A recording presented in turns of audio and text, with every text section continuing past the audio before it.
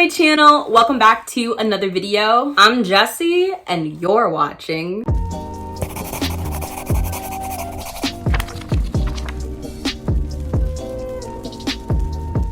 I am incredibly excited to be filming this video because this is going to be a book recommendations video for books where Black people get to travel. As y'all know, this year, the theme for Blackathon, the annual readathon that I host where we read books by Black authors, has a theme called Travelers. I really wanted the theme of Blackathon to be Travelers because it is so important to celebrate Black people moving throughout the world, Black people going on adventures. Our stories are not just all trauma and pain and doom and gloom. I wanted to read and celebrate books about Black people going on vacation. I wanted to read books about Black people going on physical journeys. Even if those physical journeys did have elements of racial strife, that's okay. So many of us Black folks are raised from day one to fear travel. This is mainly done because our parents know that navigating the world is not safe for us. It is not safe to be a Black person on a road trip going across the country where you can be stopped by police at any given moment. Stopped, detained, harassed, killed with absolutely no repercussion for the police. This is a major reason as to why Black people are traditionally scared to travel. In addition to that, many different towns are just unwelcome. They're flat out not safe for Black people to navigate. They are full of hostile waters, full of old prejudices and new ones. That is just quite simply too much for many of us to bear. So because of this, Black people do not travel the way that we should get to. And so that was why this year for Blackathon, I wanted to celebrate those books where Black people are going on journeys, are going on road trips, are going to see a different country, are returning to their homeland, are moving to a new city. All of that, all of those books about Black mobility are so critical and important. In 1936, Victor Hugo Green launched the Negro Motorist Green Book, which was a guide that told Black people where it was safe to travel to. It gave Black people tips on like, yo, you can't be in this town after sundown. There were so many towns and cities that had after sundown curfews where you could be Black in those cities up until a certain hour. And then you best get your ass back home because then you are subject to lynching, being arrested for not being in the proper place. And in many towns throughout the United States, these sundown practices and policies do exist to some degree. And those are just some of the many reasons as to why Black people do not get to travel the way that we would like to. I also made sure that the theme was Travelers because just so that some of us can get that vacation vibe. Now, I have a great stack of books here of recommendations if you are looking for books where Black people get to go on freaking journeys. Now, these books are all tangible journeys where a Black person is moving from one place to another. They're not necessarily spiritual journeys, although that matters too. They're not personal journeys. So this series is going to focus specifically on travel books, if that makes sense. I have these books divided by young adult and adult fiction. You have a blend of genres. I've got fantasy in here, I've got mystery, I have contemporary, I've got something in store for you no matter what you like to read. So without further ado, let's get into the video. Kicking off with our books geared towards younger readers, I am going to recommend the Nani Comic. This is an amazing comic book by Kugali Media, and Kugali Media is on the rise, y'all. They are doing big things with Disney, and I am so freaking proud of them. Now, this is a comic about two sisters, and one of them is recovering from an attack, but suddenly they find themselves transported to the magical world of Sama, a world full, bursting to the brim with magic, mythological creatures, deities, myths, and legends. The artwork and the art style is absolutely stunning. I loved the way that colors were used to accentuate Black skin. I loved that so many of the scenes were drawn in these beautiful neon purples and pink hues, and the colors are used so wonderfully to accentuate what is going on in the story. The action scenes I found to be very clearly laid out. about. That is often a critique for people who are getting into comics, that the action scenes are not clear and they move too quickly. But I found that the scenes in every panel were clear to me. I also loved that there were some twists in this. I love that there was kind of recognition for Black boys who are soft and gentle. There is Black girl magic and beauty and just so much mythology. Just look at this artwork, y'all. This is a great book. Now, this is not a book I have read, but it is high on my TBR, and this is one of the good ones. This book is from authors who are a sister duo. They are Haitian sisters, and this book is a contemporary thriller about two girls who are reeling after social activists and sister Kezi was mysteriously killed at a protest. People are immortalizing Kezi and putting her up on a pedestal and saying that she was one of the good ones, and what a shame it was that this one Black girl died because she got good grades and wasn't in and out of jail and wasn't using drugs. Essentially, this book talks about the one of the good ones stereotype, this idea that there is a certain type of Black person that is respectable and worthy of love. One of the good ones is this idea that separates Blackness and puts certain Black people on a pedestal, with those that are quote unquote high achieving and don't have criminal records all the way at the top, and those who are of lower classes who use AAVE, who wear saggy clothes, who may have a criminal record, etc., are at the very bottom. So I'm very excited about that commentary in this book, and these two sisters decide that they are going to go on a road trip honoring Kezi, and they are using the infamous Negro Motorist Green Book as their guide. We also have Dream Country. This is a debut novel and one of my favorite covers of all time. I just love how beautiful and simple it is, and I have not read this as of yet, but best believe I am going to be reading it very, very soon. This is about a 17-year-old Liberian refugee living in Minnesota. I currently live in Minnesota. That is where I am based. So I'm very excited about this commentary on refugees in Minnesota, Liberian refugees, Somali refugees, because refugee populations here are so widely misunderstood and stigmatized, and I simply hate to see it. So I'm very excited to be reading a book that is set in my state about an issue that is very, very important to address from an own voices perspective. And I don't mean to imply that refugees are an issue. What I mean is that the way that racist ass Minnesotans responding to refugees is an issue. Don't even get me started on the anti-refugee, anti-African immigration sentiment that exists in Minnesota, because this video would never freaking end. Anyway.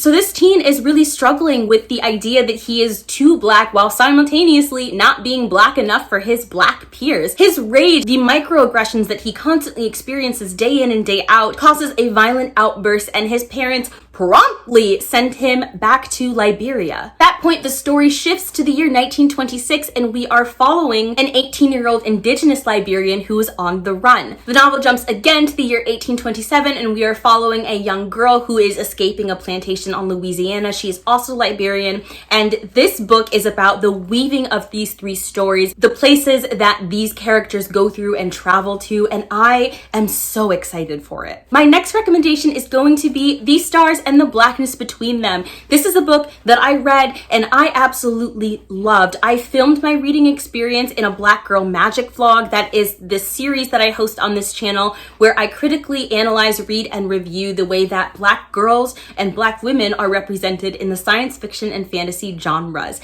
This is one of my all-time favorite books that I've read for that series. I will leave that series linked down below. And this is about two girls, one who lives in Trinidad, the other who lives in Minneapolis, and they are both very, very queer. Now, the girl in Trinidad is caught kissing a girl from her church and is promptly sent to Minnesota so that her father can straighten her out. Get it? Straighten. Told in just the most beautiful prose. I listened to the audiobook and it slapped me across the face on every page. I love the way that this book celebrated elders and the magic that exists inside of our elders. It is also magical realism. I love that this book centers a girl with a chronic, debilitating illness. It talks so much about incarceration and the prison industrial complex and its devastating effects on the Black community, Black men specifically. It is a slow, slow burn romance full of meticulous beauty and just amazing scenes. It is poetic, it is life, it is Black girl magic, it is Black joy, it is love. This is one of my favorite books. Now, it is so important to look at Own Voices reviews from Caribbean reviewers on this book.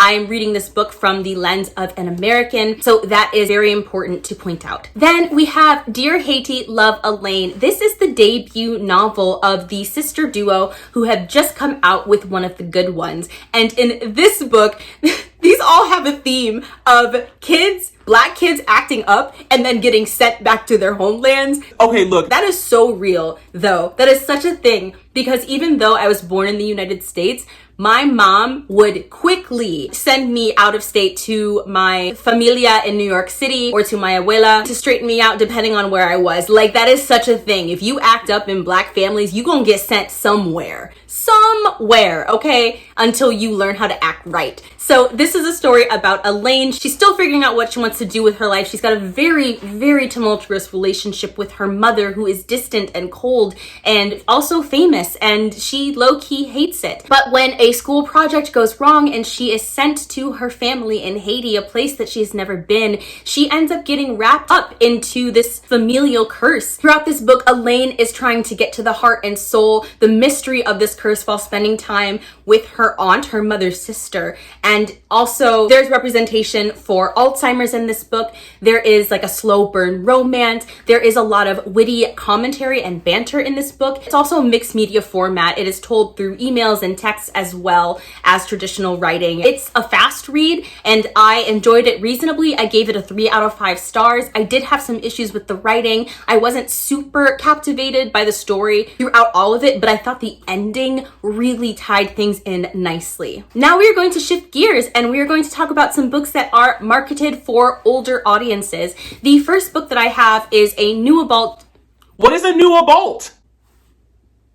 A new adult book titled FlyGirl. This historical fiction novel is set in 1941, and we are following a young Black girl who has aspirations to be a WASP pilot. Now, Black girls at this point in history are not allowed to become pilots, but she is light-skinned enough to pass as white, and she decides to forge some documents and pass herself off as white in order to become the pilot of her dreams. This is definitely a book where traveling is central to the story. I mean, she's literally a pilot and she has to travel to this academy as well. It is about her trying to keep her secret, not knowing who to trust, and really exploring this idea of passing and what it means to be able to shift between ethnic categories. It is very, very good. I truly enjoyed this one. Next up, we have a mystery by a Ghanaian author, and that is titled The Wife of the Gods. I read this for Blackathon this year. It was the group book for team horror / thriller, and it did not disappoint me by any means. This is a book about Detective Darko Dawson, who has a loving wife and a comfortable life at home, but that gets turned upside down when a promising medical student is killed and he must travel to a remote village in order to investigate her death. Once in this village, he is forced to confront superstitions and traditional cultural and religious practices that are not in line with his own ideals, particularly the controversial practice of offering a female child to an older male priest so that she can produce a child of the gods for the village. So there were some really fantastic ethical questions in here, and I loved the various viewpoints that were offered in order to provide perspective. I thought that our protagonist grew greatly throughout the story. There were some major twists that I absolutely did not see coming, and that was a greatly pleasant surprise. Ultimately, this is a complex mystery about family and identity and cultural clashing, and I really enjoyed it. I very much enjoyed that there was an additional mystery with Donnie trying to figure out what happened to his mother who disappeared 25 years ago. Throughout the course of this novel, as he is traveling to this remote village, he is realizing realizing that this village is connected to his mother in ways that he could not explain. Now, this is a book that I have not read, but I have truly not heard a single negative thing about this book, and I'm highly confident that it will be one of my favorite books of 2021. That book is none other than The Water Dancer by Ta-Nehisi Coates. This is about a young boy who was born into bondage. His mother is murdered or taken away from him. However, he has been gifted with a mysterious power. When he nearly drowns and this power shows up in order to rescue his life, he goes on a journey that takes him from Virginia's plantations through guerrilla cells. This is a story that unapologetically explores the great evil of familial separation due to slavery, the trauma of enslavement, and the repercussions of bondage on Black individuals, as well as the innate power in Black people. Then I have a book that I love from the crown of my head all the way to the tips of my toes, and that is I Do Not Come to You by Chance. This is a truly remarkable and poetic debut novel. It is set in Nigeria, and in this book we are following Kingsley, who is dubbed the Opara of his family, the protector of his family. His family cares about nothing other than education. They believe that education is the solution to everything. His parents are both very well educated. His mother owns a business and his father is an academic with a great position with the city. However, extremely hard times fall on his family, and so Kingsley gets into the world of scams. He begins to scam wealthy Americans and Brits out of their money. He is taken under the wing of his uncle, who is known as none other than Cash Daddy because he is so rich. He is a millionaire. His parents have banned him from speaking with this family member because they do not condone his money. They do not condone the way that he lives his life. And it is about his journey. He travels a lot throughout this book, and it is about his journey to protect and defend his family, even when they don't appreciate it or want it. I loved that this book gave me so much social commentary about class and trying to move into a higher class status from a lower one. What it really means to be educated, to understand the limits of education. Education is not necessarily going to get one out of poverty, and it explores that idea at length. It explores poverty and the importance of values and family and culture, and also familial duty and responsibility. All of those were amazing themes. I can also say that even the characters that I didn't love, which at the start of the novel, they sounded very flat. I didn't really see much potential for growth. They were almost caricatures. And then somehow, throughout the course of this novel, these characters open up like a flower. They bloom and blossom, and they are so vibrant and vivid. I loved even the characters that I didn't like. I loved that the characters that were morally gray were truly morally gray. Cash Daddy, for example, while yes, he scams millions of dollars from wealthy Americans, he then goes and takes that money and puts it directly into his village. The commentary is essentially about this is reparations. Americans and the West worked overtime to specifically underdevelop certain countries in Africa and to exploit Africans. And so I love that this book is about power reclamation and exploring why certain individuals in Nigeria turned to scamming. It was just really amazing. I would definitely look up some Own Voices reviews. My only criticism really for this novel, it came out in 2009, and I think that there's some dated language. There is an outright homophobic and transphobic comment that was made in the book that I just really didn't appreciate. And there were some things that read like fat phobia to me. However, I wasn't sure if that was because of me reading this book through my United States lens. So definitely check into some Own Voices reviews on this book. Next up, we have a book that I would be absolutely shocked if it didn't make my top 10 books of 2021 list. This book shook me to my very core. I listened to this and it was read by the author, and it was like holding my breath for 12 hours. I was sucked into this story. I belonged to this story. The writing, the delivery, the characters, all of it was amazing. And that book is none other than She Would Be King by Wayetu Moore. All I can say is wow. In this book, we are following 3 individuals. Bessa is born in a West African village and she is born with red hair. And when she survives a snake bite, she is exiled on suspicion of being a witch who cannot die. Then we have Norman, who has the amazing ability to be invisible. And we also have June Day, who has the strength of 100 men. And so these characters are in different places in the world. June Day is on a plantation in Virginia. I forget where Norman Aragon is. It's about these characters coalescing and coming together and using their abilities to try to liberate slaves and themselves and to protect themselves.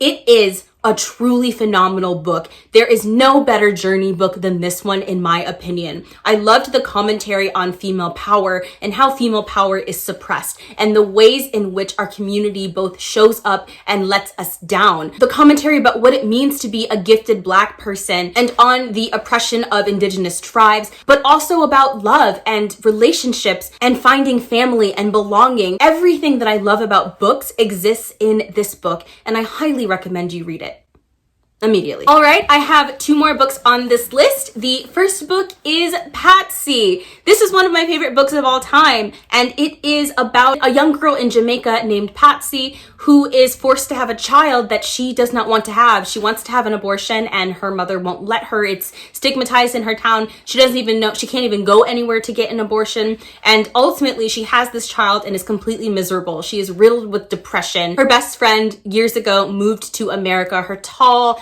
light-skinned, beautiful best friend. And she decides to follow her best friend, who she's deeply in love with, to New York City. So Patsy ends up abandoning her child, leaving her child with her mother, and moving to New York City in pursuit of the woman that she loves and the life that she wants to lead. This is a phenomenal book about immigration and the American dream and how it doesn't exist for people of color. It is a great novel about colorism and the struggles that queer Black women face, especially older queer Black women. It is a novel about expectations versus reality. It is about family and motherhood. And I loved True, Patsy's child. True is non-binary, and honestly, I just loved the trans representation in the story. This is also a story about a mother and child finding their way back to each other. I loved the moral conversations in this book. I loved the moral ambiguity of Patsy herself. There is so much to discuss in this book, and the writing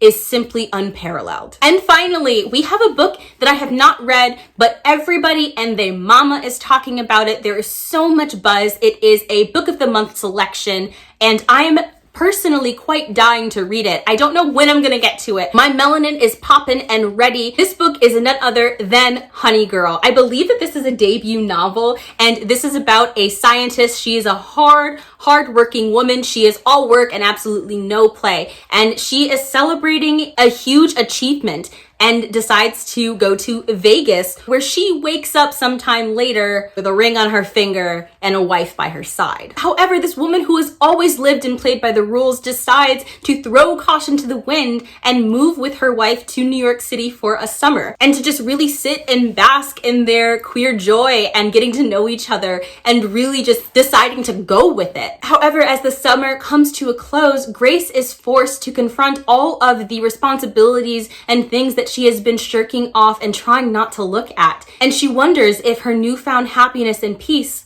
can last. All right, y'all, that is going to do it for this video. If you made it this far in the video, let me know in the comment section down below by leaving me something green, since I am loving green today. Any emoji that is green will do, or you can simply comment with the word green. If you'd like more content from me, you can follow my Instagram, bowtiesandbooks, but all of my social media links will be linked in the description box below. Until next time, stay safe, wear your mask, and I can't wait to see you in my next video.